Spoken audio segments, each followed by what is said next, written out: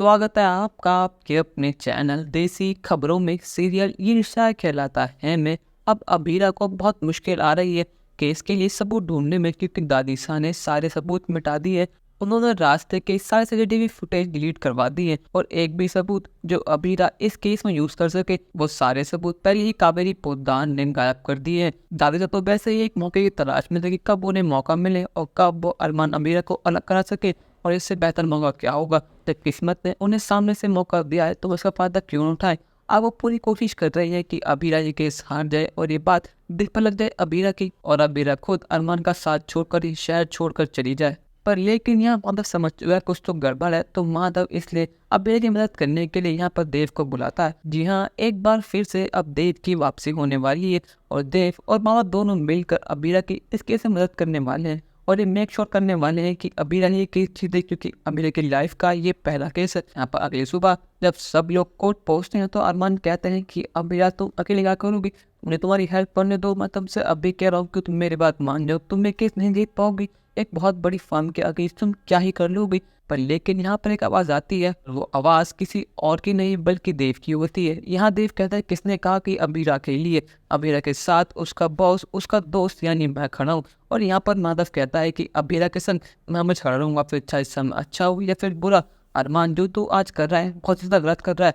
अबीरा के मुश्किल वक्त में उसके पहले केस में साथ देने की जगह तो उसके अगेंस्ट खड़ा है। रूही ने गलती करी है तो उसको सज़ा मिलनी चाहिए और यही सही बात है, और जो रूही ने करा है वो बहुत ज़्यादा गलत है, उसकी सज़ा उसको मिलनी चाहिए। यहाँ पर देव को और माधव को देखकर अबीरा बहुत ज़्यादा खुश हो जाती है। यहाँ पर अबीरा कहते हैं कि अरमान पोद्दार थोड़ा संभाल कर रखना, क्योंकि अभी तुम मुझसे कह रहे थे कि इस हार मत जाना, पर लेकिन तुम अब शायद ये केस हारने वाले हो। अरमान कहता है कि अबीरा शायद तुम भूल रही हो कि मैं आज तक कोई भी केस नहीं हारा हूँ, और एक केस हारने का डर किसके चेहरे पर है साफ दिखाई दे रहा है। तभी तुमने देव को पापा को यहाँ पर बुलाई है, और तुमसे मैंने कहा था कि देव से बात नहीं करोगी, फिर तुमने बात क्यों नहीं सुनी। तुम्हें पता है ना कि देव कितना बदतमीज आदमी है, उसने मेरी बहन चारू को अपने पैके जाने फंसाया, पर लेकिन तुम फिर भी इस केस में इसकी हेल्प ले रही हो। आखिर तुम चाहती क्या हो अबीरा, तुम्हें पता है कि मेरी और देव की नहीं बनती है, पर लेकिन तुम देव जैसे $100 भी ले आओगी तब भी मैं इस केस को आंख बदल के जीत जाऊंगा। यहाँ पर जैसे संजय कोर्ट में देव को देखता है तो पागल जाता है। वो कहता है कि माँ सा आपने देखा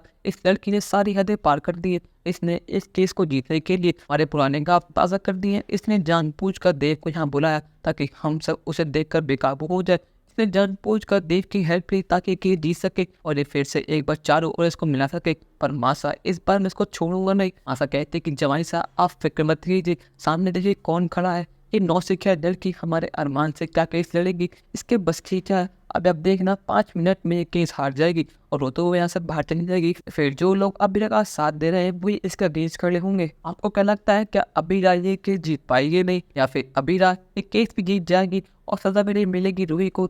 उसने मासा को बचाया था, क्या अबीरा इस बार भी रूही को बचा पाएगी या नहीं? अपनी राय हमें कमेंट में जरूर बताइएगा और चैनल कब तक नहीं के सब्सक्राइब तो कर लीजिए। धन्यवाद।